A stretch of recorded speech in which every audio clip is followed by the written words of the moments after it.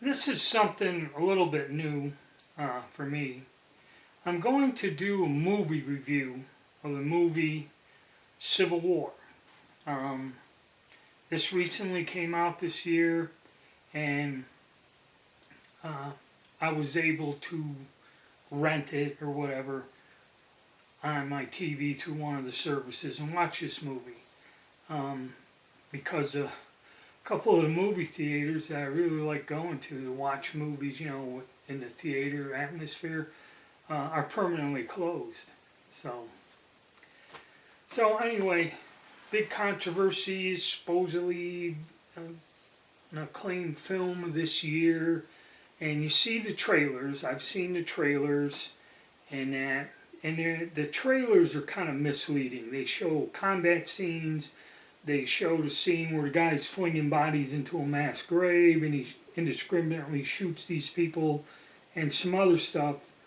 So you're thinking, hey, I'd like to see this movie. I'd like to see what the point of view is. Well, spoiler alert. This movie, it's a very vague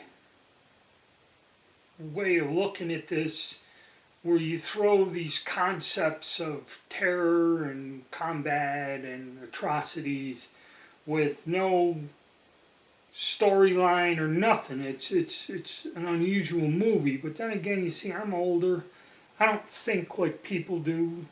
Okay, I have an old-fashioned way of thinking, and this is what the hell a lot of the problems we face.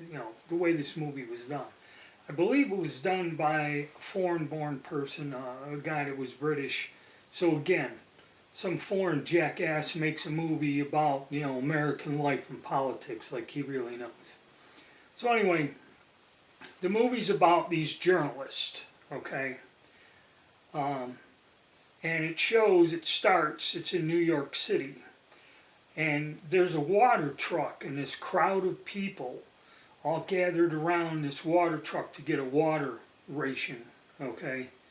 And it shows that they're all coming here, women and children, begging for water and this, and then the police come, and they come in riot gear, and then when the crowd starts coming in, they start swinging clubs, and there's this young girl that isn't with any press, an official press person. She's there trying to get shots, I guess, took it upon herself to be a photojournalist, and she gets clipped in the head when a guy's swinging a club. And then the actual photojournalists that work for Reuters, that have press badges and that, the woman, and again, this is a story of two heroines, and it revolves around these two women that are photojournalists in this whole nasty situation. The older woman comes and gets her and says, here, I'll give you a vest, says press on the back, and this and that, and takes her away from this. And about at that time, a woman with an American flag and that carrying something, a suicide bomber goes and sets off a bomb and wipes out everyone. Okay? So, the movie starts from there. So, these actual press people take this young freelancer along with them, and they decide to go. They've heard that this Civil War has reached a point, and this is where it's kind of confusing when he lays out who are the factions. See, this isn't clearly explained, but it appears that the Second Republic of Texas and California have united into one faction. And there's an American flag with a blue field with two giant stars on it at one point in the movie. And then there was the Southern Alliance, which includes Florida and like Mississippi, Louisiana, and that. And then there was something, the Western Alliance. You have to watch somebody review the movie, and then that individual explains this, because all you see is like a little map, and you hear these terms, Western Alliance, Southern Alliance, or whatever, and it's very confusing. It's just blurted out. So apparently, the evil president, whoever he is, still in Washington, D.C., they said that he's broadcasting, it shows him broadcasting that, they've crushed these resistance, everything's going great, things are good, don't worry about it, it's only a matter of time, we're going to put an end to all this. Well, they decided, they heard that that's not true, and they wanted to go to D.C., and the main goal was to get a photograph of them at the White House when they approach the president or depose him or whatever. So they got to take a drive from New York City and head to Washington, D.C. And in the movie they're going and they go through all this, and there's these scenes of warfare, where highways, like in the Iraqi war, just this long highway with all burnt-out cars and vehicles. They have to go through that. And then they go to a checkpoint because they're in one area or something, have to get close to D.C. And, they stop at a gas station, and they got people strung up from bridges and stuff on the side of the road and all this other apocalyptic stuff. And the gas station people, nobody's wearing a uniform, nobody says nothing, everyone's armed to the teeth, everybody's got a gun. And the weird thing is, when they went to get gas, they asked, we'd like to buy some gas. And the guys are looking at them, they're all holding rifles. Yeah, who are you? And they go, we're press or whatever, we're driving to D.C. to cover the news. And then they don't explain it. She offers them $300. And the guy looks at her and goes, $300 US might buy you a sandwich. What do you want on it? And she goes, no, 300 Canadian. And then they give him some gas. So they don't explain how our money's worthless. Okay, this is another confusing thing. And I'll discuss that in another video, but it's very unrealistic. So then they go through all this, and they travel through, they go to refugee camps and all this other crap. And then they run across, and where the one thing in the trailer where the guy in the camouflage uniform is and was indiscriminately shooting them, this is where they got tangled up with these individuals. And then again, they're not identified as who they are.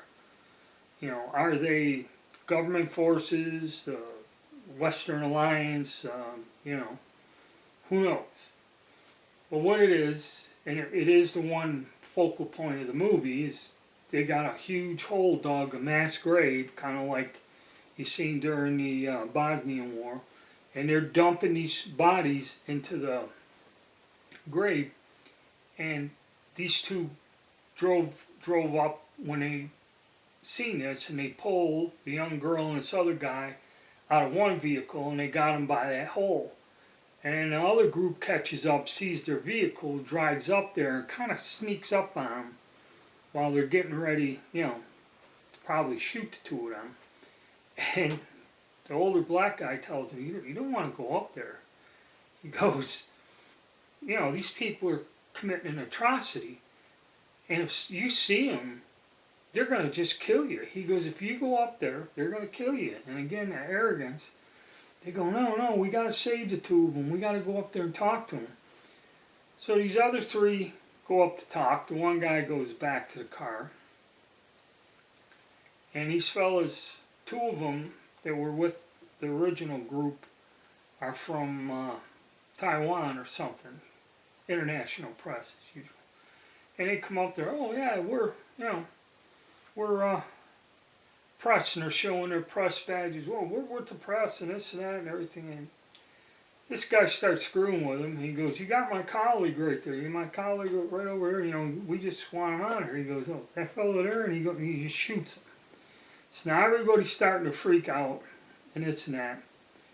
And then he does, like you see in the trailer, ask him what kind of Americans you are and everything else. And again, this is a view I kind of don't like. It shows, and the whole theme is, and we'll get into this when we discuss the possibility of civil war, is white men are evil, they're supremacist, white supremacist, violent, and just would indiscriminately kill anyone, okay? So how it ends up, they shoot another one, the two foreign guys get shot, and then the black dude comes with the truck, runs over the two soldiers, everyone gets into the truck, they make an escape, and go on to the next point. Then they reach this military base, and supposedly this is the alliance or rebel forces, not the government forces, and it shows they're making their final approach to Washington, D.C., the final push. And it's reminiscent of the invasion of Berlin, and there's all kinds of iconic things about the helicopter leaving the White House, reminiscence of the evacuation of Vietnam, and all these innuendos, okay? And then it shows that these photographers are with the combat troops, and it's some pretty heavy fighting. There was a giant wall built around the White House, and they went and attacked this thing, and it was some pretty heavy fighting and that. And these photographers, these two women, are right with these soldiers as they enter. And then once they get through the wall, they head to the White House. And again, there's some Secret Service and some people, and the president is still hiding there. Okay? And they have this shootout inside the White House. And this is where the story gets emotional, is the young girl wasn't smart enough to get out of the way when they were shooting bullets to take the photographs. And when they were approaching the Oval Office, you know, there was a thing where the older woman got shot. Okay? And if you're really interested, watch the movie, see how that scene goes, or watch one of the recaps. And blah, blah, blah, they drag this again, white guy, fat white guy's the president, and he goes, don't let him kill me or something. The one guy's a journalist, so you got a photojournalist and a guy that does interviews and writes stories and that. So he said, I wanted to interview with the president, his last words, so he becomes famous and goes down in history, and the girl wanted the photograph of them in the last moments, again, to have the famous photograph go down in history. So everyone kind of accomplishes their goal, and then we move on. Now, a couple things about the movie. There's a lot of details and a lot of stuff missing as to how the U.S. dollar became worthless, like with hyperinflation, okay? Who the different alliances were, and you know, a lot of it is just very vague nonsense. And there's no political. See, this is all done with no political, maybe some insinuations, maybe not, you know, and the timeline. Okay, is this like 10 years from now, 20 years from now? You don't know that. So, in actuality, you know, and everyone claims that this is this groundbreaking movie or something, it's not. It's pretty much a bunch of bullshit, in my opinion. So now it brings the question, you know, and a lot of people ask, is there a possibility of a civil war in this country? Okay? And if you look it up and you look at who's discussing it, okay, there's 2 or 3 different point of views.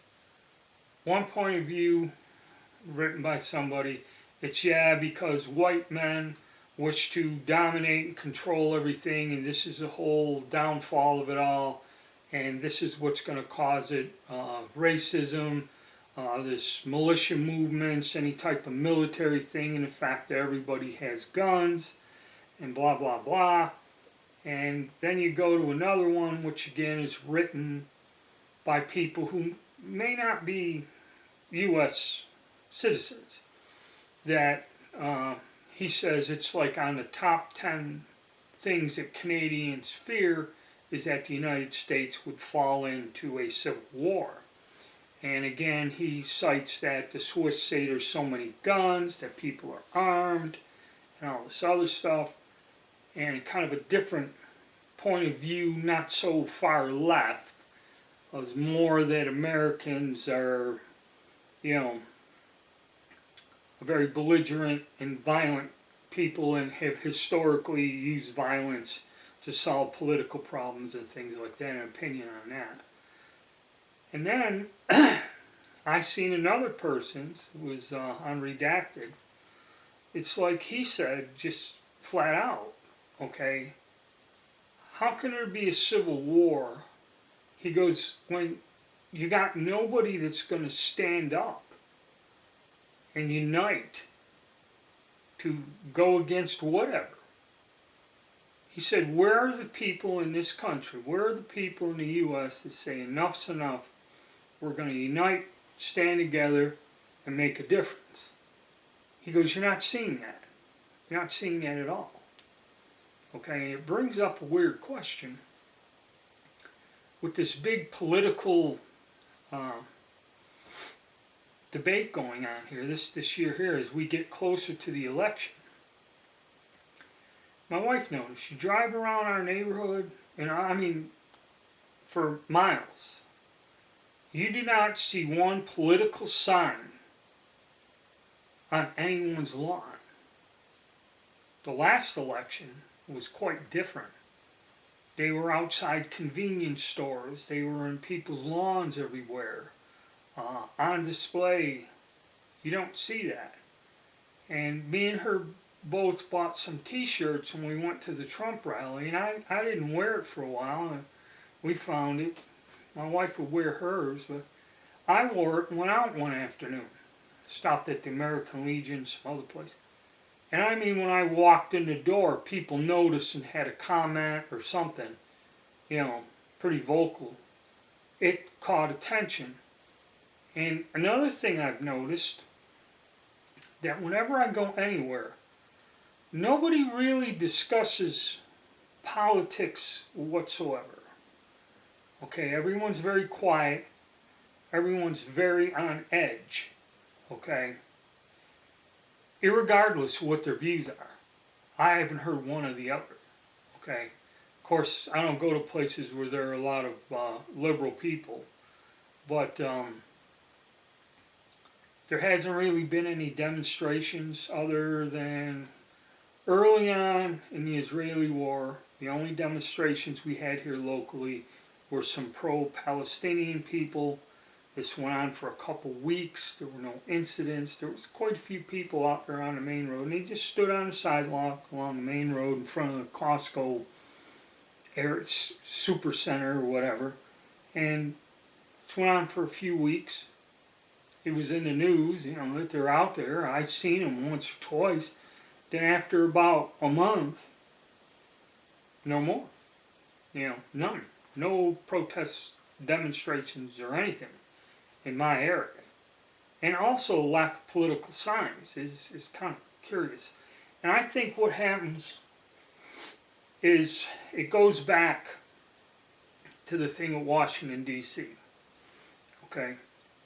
What went on there and what they say happened, okay, and what really happened are two different things. I believe there was a peaceful demonstration of Americans there.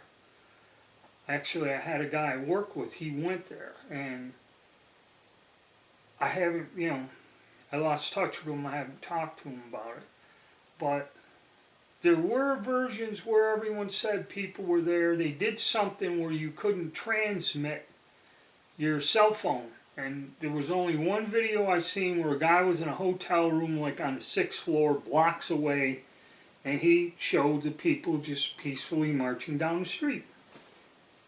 Now, what we see on TV is a totally different story. and these unusual arrests and that revolving around this, and the fact that they keep saying that this was an attempt to overthrow the government. Well, how are they going to do that? You know, I mean, think about it. You had some protesters get out of hand, say that was true. Okay, how is that an attempt to overthrow a government? All right, it's vandalism. It's a violent protest, but I doubt very much that you would succeed in overthrowing the government from that, any of that. Okay? It's not that easy. That's why this whole thing of a civil war kind of, it don't make sense, put it to you that way. Who's gonna stand up, form a new government, or a separate government, say they separate or, whatever, form a separate government and do that? You kind of don't see it. People are unhappy with the way things are going, but I don't believe you have a group that could successfully do this. Okay? Our military's in a shambles. Okay, so, this martial law or having National Guard, and there's no way that they could do it. Okay? So, realistically, yes, this country is divided. Bad. I think it's divided more than just one side and the other. There's a lot of division, a lot of anger, a lot of people upset, a lot of people terrified of the economy. And this is another thing. We are the world's reserve currency. So when you hear people saying about hyperinflation and a total collapse in that, I'd have to say the conspiracy is so off the wall to where you're talking a total global collapse and then coming out with something new. And I know everyone says the Great Reset, but I don't really believe they can do this. I don't believe it's feasible. In other words, they can try it. It'd be a disaster. But I don't believe they'll be able to pull it off, at least not anytime soon. Okay? And as for the states succeeding in that, some of them talked about it. If that's possible, I don't know. See, another thing is somebody brought up, again with this movie, somebody brought up the mechanism on how you can declare an emergency, declare the government's out of control, which I believe it is. Look at any major city, what's going on. Okay, New York, Washington, San Francisco, all the large cities, Philadelphia. I mean, we're at a state where it is mayhem and lawlessness. Okay, we're already there. All right, I don't see how they can, they should be declaring an emergency in those locations. But this is allowed by the city government. They allow this to happen. They decriminalize drugs. New York City is a hellhole where they just tear in the stores and rip everything out. And they said they're robbing laundromats. Okay, taking the money out of the machines or whatever. This is insane. We've already have reached a point where there's anarchy. I seen some video footage of what goes on in Oakland, California. Okay, it's unbelievable what I've seen. Where armed criminals just stop you at the convenience store, threaten your life, rob you, steal your vehicle. We're already at a point. I think they're allowing it to get to the point where they're going to try to trip. How it will be is they'll try to trip the mechanism to where they can say that the country's out of control, this and that. Whoever's in power at the time, suspend everything. Now, I'm not quite sure how that works or if they could. I do know that most branches of the government must agree in order to do this. It can't be just like by presidential order. Congress, the Senate, and the judiciary system all must unanimously agree on this. And then they could suspend people's constitutional rights, and we slip into a dictatorship or a military police state. Chances of that happening are probably something in a scenario like that more than states saying they succeed, or maybe this will, if that happens, this is when you'll start seeing an actual civil war happen. Okay, that's kind of my thoughts on it. Alright guys, it's my first movie review, and I throw in my feelings on this whole topic of what I've been seeing, and who knows? Who knows for sure what can happen? Alright? Hit the like button, subscribe, and stay tuned.